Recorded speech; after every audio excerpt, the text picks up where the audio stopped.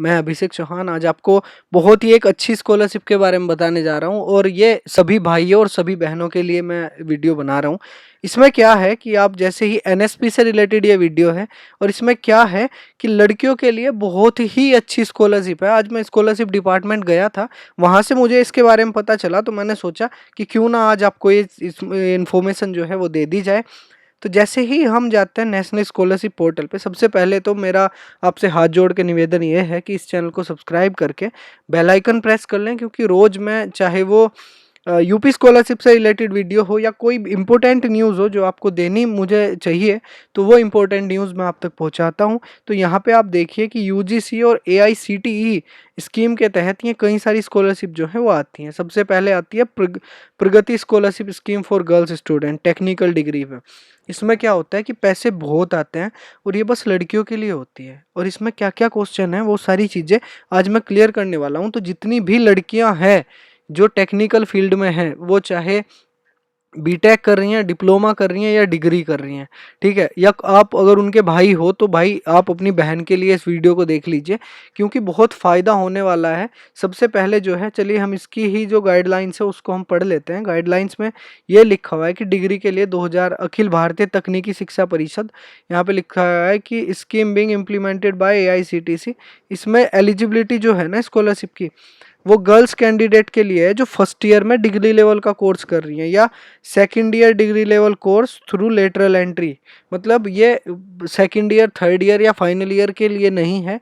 अगर कोई second year में है लड़की और उसने अभी लेटरल एंट्री से मतलब डिप्लोमा करने के बाद डिग्री में एडमिशन लिया है, तो उसको भी मिल जाएगा। मैक्सिमम 2 गर्ल जो है एक फैमिली की इसके लिए एलिजिबल हैं। अगर आपके घर में 2 लड़कियां हैं तो दोनों को ही स्कॉलरशिप मिलेगी और इसमें पैसे बहुत आते हैं।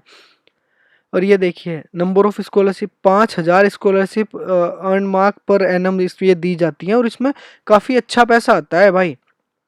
50,000 रुपये का डिस्काउंट इस पे मिलता है, ठीक है।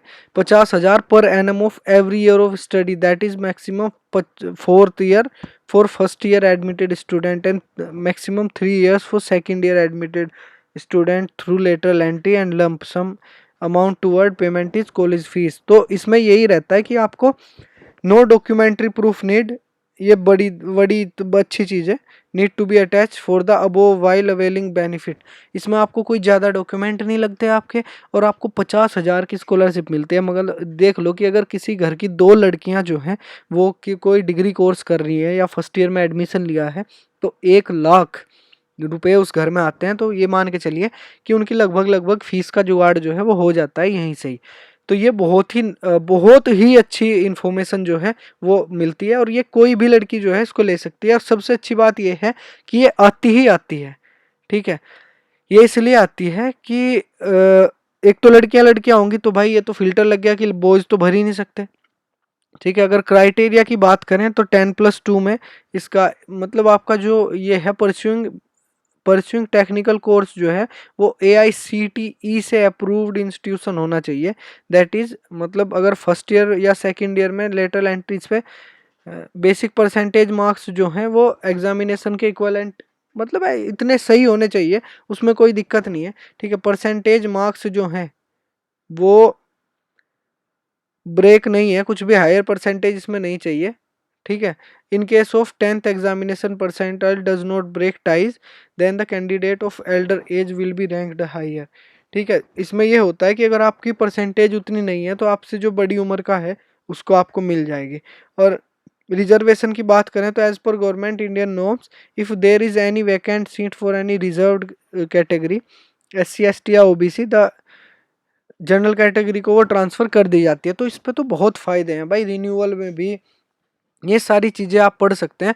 अगर हम बात करें तो state wide distribution of number of scholarship degree courses में क्या होती है, तो अगर मैं उत्तर प्रदेश की बात करूं तो 422 स्कॉलरशिप जो है वो मिलती हैं। तो आप समझ सकते हो कि ऑल एलिजिबल हैं यहाँ पे, जितने भी ये जो हैं नंबर ऑफ स्कॉलरशिप के लिए एलिजिबल हैं। जैसे अंडमान एंड निकोबार हुआ, दादर एंड नगर हवेली हुई, दमन एंड दीव जिसे यूटी आप बोलते हैं, या जम्मू एंड कश्मीर, लद्दाख, लक्षद्वीप, अरुणाचल प्रदेश, असम, मणिपुर, मेघालय, मिजोरम, नागालैंड, सिक्किम और त्रिपुरा, ये सब के सब एलिजिबल हैं और अगर बात करें इसमें बहुत सारे हैं। हु इज़ एलिजिबल फॉर प्रगति, प्रगति में डिप्लोमा 8 लाख तक की फैमिली इनकम इनकी होनी चाहिए।